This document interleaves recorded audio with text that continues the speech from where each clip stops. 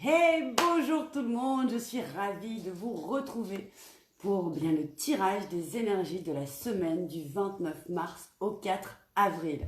Alors avant tout, j'espère que vous allez tous bien, que vous avez passé une merveilleuse semaine et que vous êtes prêts à aborder cette nouvelle semaine printanière. Vous voyez, moi, j'ai mis les lunettes, la grande classe, c'est le printemps, il y a du soleil les amis, c'est super. Alors, comment allons-nous procéder? Bien, comme chaque semaine, je vais tirer 3 cartes, une pour le début de la semaine, une pour le milieu de la semaine et une pour le week-end prochain. Avec donc, je vais tout tomber, avec l'oracle chamanique, chaman mystique. Nous tirerons ensuite une carte de l'esprit animal pour savoir quel est l'animal totem, l'esprit animal. J'essaie de ne pas faire de reflet, qui va nous accompagner tout au long de la semaine. Et pour terminer, nous demanderons un conseil supplémentaire pour vivre au mieux cette nouvelle semaine qui arrive avec la voix des artisans de lumière. Voilà, j'espère que vous êtes prêts. Je prends mon oracle chaman mystique. On le nettoie des énergies de la semaine qui vient de passer. Et merci à tous les ancêtres chamans, merci aux êtres d'amour et de lumière de m'envoyer un message clair pour le début de la semaine prochaine. Merci de m'envoyer un message clair. Là, on me disait que je n'étais pas assez ancrée, parce que vous savez que c'est important aussi d'être bien ancré, puisque là, nous sommes bien sur Terre. Et c'est toujours important d'y penser, même quand on est dans une recherche ou dans un éveil spirituel. Alors, merci de m'envoyer un message clair pour le début de la semaine. La carte est sortie. Merci de m'envoyer un message clair pour le milieu de semaine qui puisse parler à tous les amis qui regardent la vidéo. 2 cartes sont sorties pour le milieu de semaine. Et merci de m'envoyer un dernier message clair avec l'oracle chaman mystique pour la fin de la semaine du 29 mars au 4 avril. Donc pour le week-end pascal, les amis. Et la carte est également sortie. Alors, la première carte, le 10, le maïs. Nous l'avons déjà eu, le maïs. Je trouve qu'en ce moment, les énergies se répètent un peu. On nous demande beaucoup d'aller à l'intérieur de nous, d'aller chercher vraiment avec notre intuition, avec l'aide de nos guides, avec l'aide donc de tous ces êtres d'amour et de lumière qui sont invisibles avec nous, à rechercher qui nous sommes pour pouvoir le vivre et le manifester dans la matière. Et là, en début de semaine, donc avec le maïs, on nous annonce l'abondance. Je vais vous lire comme d'habitude le livret pour que vous puissiez prendre ce qui résonne en vous. Le maïs représente la mère de la subsistance et de l'abondance tangible. Ce symbole représente la prospérité matérielle dans le monde sous une forme qui assure stabilité et subsistance à de nombreux individus. Il y en a plus qu'il n'en faut. Je tiens à m'excuser aussi si jamais vous entendez des voix. J'ai la fenêtre ouverte parce qu'il fait bon et il y a beaucoup de randonneurs qui partent en randonnée ce matin. Donc ils discutent, ils ne savent pas moi que je suis dans l'intimité avec vous là tout de suite. C'est pas grave. L'interprétation du maïs. La carte donc numéro 10 aussi pour ceux qui aiment la numérologie. Vous avez planté un beau champ de rêve et vous avez fait de gros efforts. Même lorsque vous avez perdu la foi, vous avez insisté. Maintenant, l'esprit du maïs vient honorer votre persévérance et vous montre une récolte abondante. C'est le moment de cueillir les fruits du travail acharné et de la confiance, que les récompenses soient financières ou le genre de prospérité que l'on mesure en qualité plutôt qu'en quantité. Vous êtes grandement bénis quand ce symbole apparaît. N'oubliez pas de partager votre bonne fortune. N'oubliez pas non plus d'ailleurs de cliquer, d'actionner les cloches, que ce soit sur YouTube ou sur Facebook, pour être au courant des prochains directs ou des prochaines vidéos postées. Alors, on nous dit quand même de nous méfier des raccourcis et de continuer à faire les choses. Alors moi, je trouve que c'est génial ça pour le début de semaine parce que je ne sais pas si vous avez vu, mais justement lundi 29 mars à 20h30, je donne en direct avec l'Académie de la Nouvelle Vie une conférence qui s'intitule « Réveille le chaman qui est en toi ». Donc si vous voulez savoir comment on est déjà tous chamans finalement, on a tous ce côté chaman en nous, comment ça va pouvoir vous aider au quotidien et comment vous allez pouvoir vous maximiser le potentiel de chamanique que vous avez en vous, eh bien, vous allez un peu plus loin sur un message chamanique, le groupe, et vous trouverez le lien, ou sinon j'essaierai de le mettre en commentaire aussi pour pouvoir vous inscrire. C'est gratuit cette conférence, donc de lundi soir. Alors, pour le milieu de la semaine, nous avons la flèche, la carte numéro 3, et le cœur du ciel, la carte 24. Alors, que nous dit la flèche? Ce symbole vous rappelle que lorsque vous êtes aligné sur votre cœur et votre âme, vous êtes sur la bonne voie et vous atteindrez bientôt votre objectif. Soyez fidèle à votre mission, dénouez vos liens et libérez-vous de l'esclavage de l'ambition débridée. Le moment présent se révèle être un moment de contact, au cours duquel votre intention rencontre le monde matériel. La flèche symbolise également la nécessité de libérer votre créativité. Lorsque la flèche siffle dans les airs, elle vous invite à demeurer attentif et elle signifie que vous êtes sur le point de faire votre marque dans certains aspects de votre vie. Elle illumine le moment de contact au cours duquel vous savez que vos désirs et intentions ont voyagé dans le vent et ont atterri à l'endroit parfait pour votre plus grand bien. Soyez convaincus que votre travail consiste à être détendu et concentré en gardant un œil sur le résultat, tout en espérant fortement qu'il aboutisse comme il est censé le faire. Ne vous souciez pas du comment ou de la forme exacte. Ce n'est pas le moment d'interférer avec la manière que la flèche vole. Elle atteindra sa cible et vous aurez quelque chose à célébrer. Donc là, on nous demande de voir, est-ce que nous sommes alignés, est-ce que nos actions, nos pensées, nos intentions sont alignées donc avec le résultat également que nous souhaitons obtenir. Donc continuons encore cette intériorité, à savoir ce qu'on veut vraiment et comment on l'exprime aussi, que ce soit spirituellement ou dans la matière, avec, à mon avis, le soutien de l'univers, ce cœur du ciel, cette carte 24, cette carte qui représente la force d'amour qui a rendu toute création possible. Cette même force est présente lorsque vous créez avec originalité, lorsque vous apportez l'informe à la forme ou que vous inspirez les idées à l'expression. Cette force primitive ne connaît pas le bien ou le mal. Il nous appartient de fournir l'intention claire qui l'incitera à se manifester. Le cœur du ciel nous aide à appeler la beauté du monde invisible et à l'engendrer dans le monde matériel. Le cœur du ciel vous apporte un rappel sacré. Vous êtes un canal pour l'énergie originelle de la création. Devenez le pinceau, la toile et l'artiste, tout cela guidé par le cœur du ciel. Définissez votre intention éthiquement et clairement et permettez à l'univers de prendre soin des détails. Donc voilà, nous sommes toujours dans ces énergies entre spiritualité et aide de l'invisible et entre actes posés dans la matière. Est-ce que tout ça donc est bien aligné? Est-ce que nous allons pouvoir profiter de cet esprit créatif de l'univers pour nous-mêmes créer la vie que nous souhaitons? C'est tout l'enjeu de ce milieu de semaine. Et le week-end prochain, le miroir en fumée. Je vous montre la carte quand même, parce qu'elle est magnifique. Ce miroir en fumée, petit clin d'œil à mon Bouddha à côté. Voilà, vous savez, à chaque fois, vous pouvez faire pause pendant le replay pour mieux prendre le temps de regarder les cartes, de vous imprégner de leur énergie, de voir ce qu'elles vous inspirent aussi et comment elles vont pouvoir vous aider, vous particulièrement, à traverser cette semaine dans les meilleurs auspices. Alors, hop là, le miroir en fumée. C'est pareil dans les textes que je lis, prenez surtout ce qui résonne en vous, ce qui va pouvoir vous aider, parce que peut-être qu'une carte est sortie il y a quelques jours, vous aviez pris quelque chose dans le texte, et aujourd'hui vous allez prendre autre chose, parce que vous avez fait un chemin depuis la dernière fois, vous êtes peut-être aussi même dans un autre état d'esprit. Alors, la signification. Le miroir en fumée représente les aspects de ce qui est impliqué, mais ne peut pas être immédiatement connu dans le monde, ainsi que le mystère de la façon dont les choses s'assemblent et se séparent sans aucun rapport de cause à effet. Ce symbole représente aussi l'ombre de la psyché humaine, les parties du moi que l'on renie.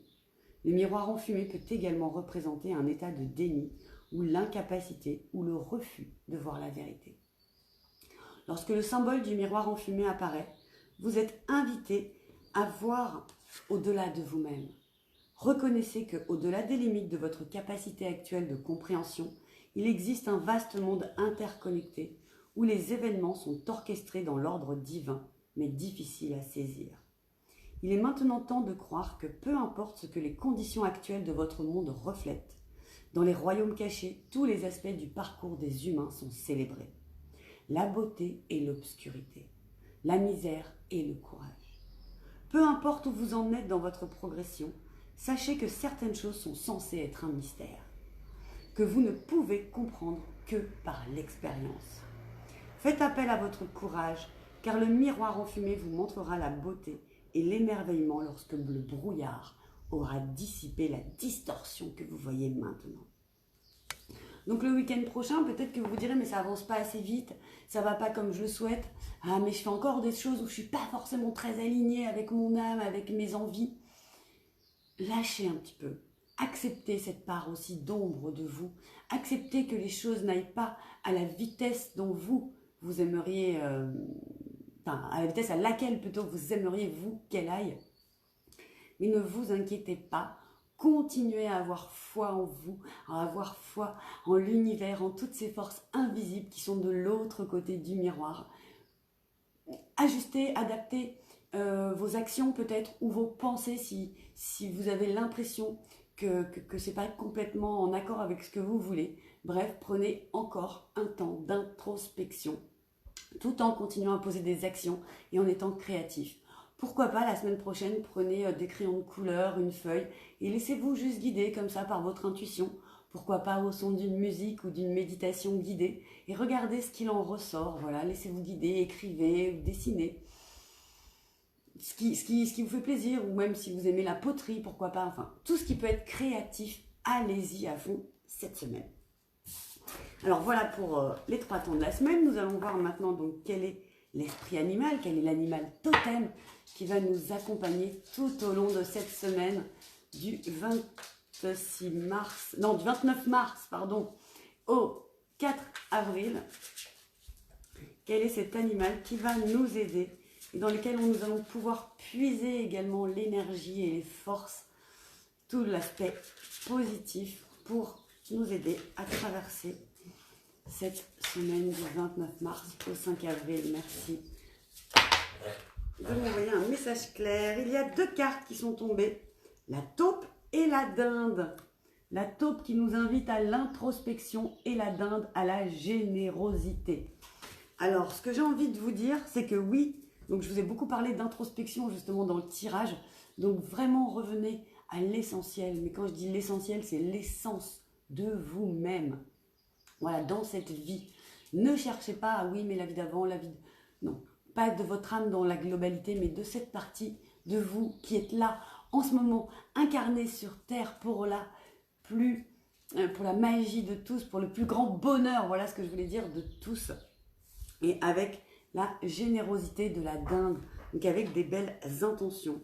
Alors, pour la taupe, je sens qu'il faut juste que je vous lise le petit message de la taupe et pas tout le livret. Alors, la taupe.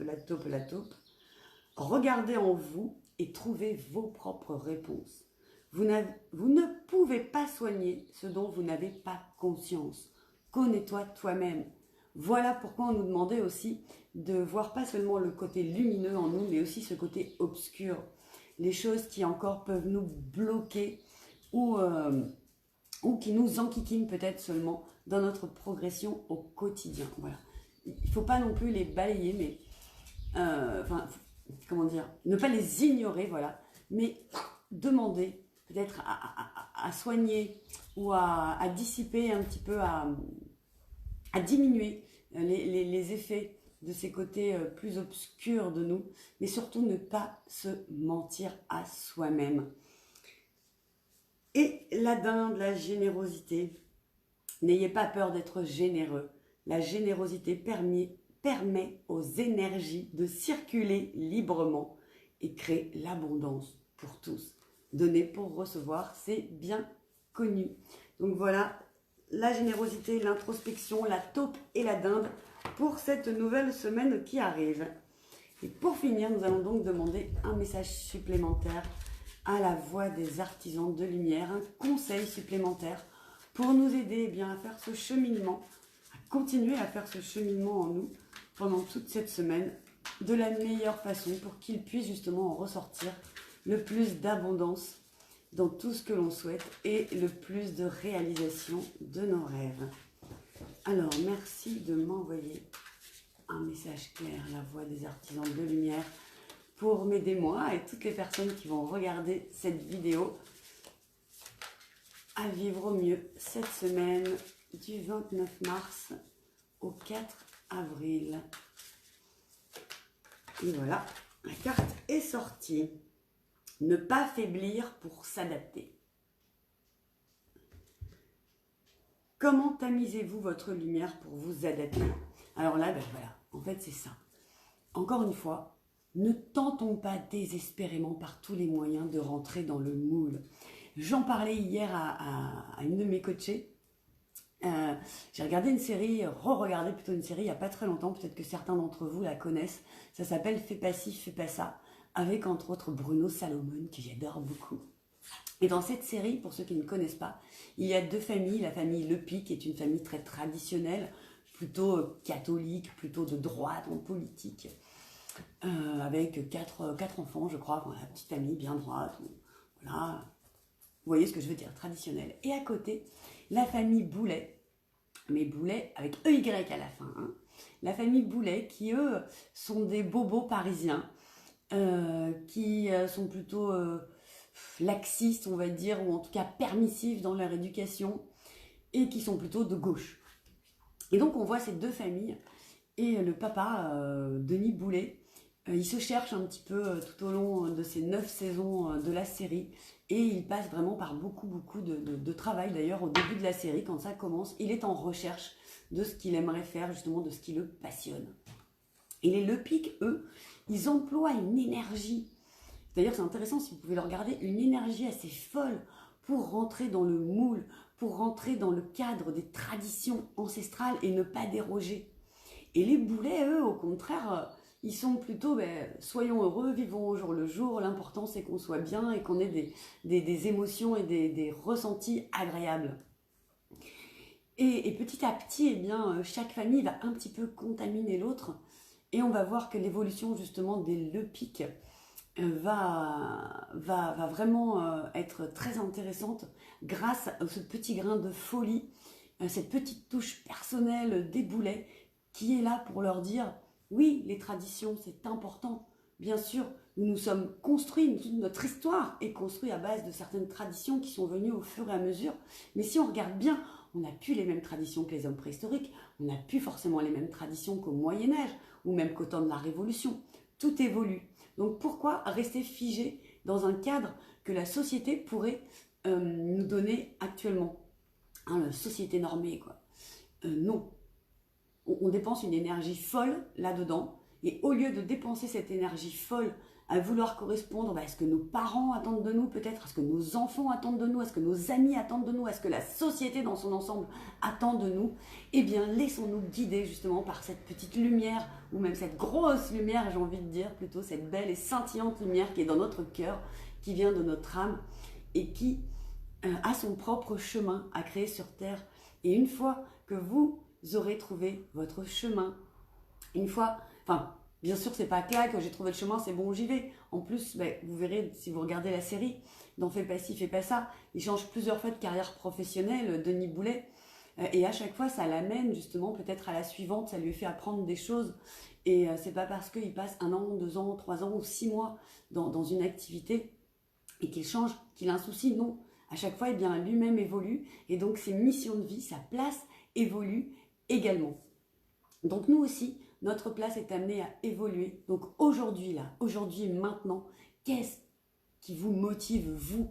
Qu'est-ce que vous avez envie de faire? Alors, si vous avez un peu de mal, d'ailleurs, à trouver vous-même cette voie, je suis là. Bien sûr, envoyez-moi un MP, on verra comment on peut faire, ou un tirage de cartes, ou une séance de coaching. Bonjour Camille, ravie de te retrouver. J'espère que tout va pour le mieux pour toi. Et donc je suis là à votre disposition. Je vous conseille également de regarder donc lundi 29 mars en direct à 20h30 ou sinon après 24-48 heures après en replay sur l'Académie de la Nouvelle Vie. Donc ma conférence réveille le chaman qui est en toi, puisque ça va vous apporter justement aussi des pistes pour, par vous-même, parce que oui, bien sûr, je donne des consultations, oui, je fais du coaching, mais je fais des soins également énergétiques, chamaniques, des voyages chamaniques aussi, on peut faire ensemble. Mais moi, ce que je souhaite le plus, c'est que chacun de nous, on devienne autonome, comme moi, on m'a appris à devenir autonome, à m'auto-guérir. Et donc, ça va être super, super, super. Alors voilà ce que je pouvais vous dire pour cette semaine du 29 mars au 4 avril. Encore beaucoup, beaucoup d'introspection cette semaine, de travail entre guillemets sur nous, mais qui ne doit pas être effectué dans la douleur. Les deux pieds sur terre et la tête dans les étoiles pour bénéficier de toutes les belles énergies de manifestation qui vont pouvoir arriver grâce à vous. Voilà, et bien je vous remercie beaucoup, je vous fais des gros bisous, je vous souhaite une magnifique semaine et je vous dis à très vite, hein? Oui, et puis n'oubliez pas que tous les jours sur le groupe, il y a les messages chamaniques du jour, un post avec les photos en fait des textes et des cartes tirées. Voilà les amis, gros bisous, à très vite comme je vous le disais et je vous aime.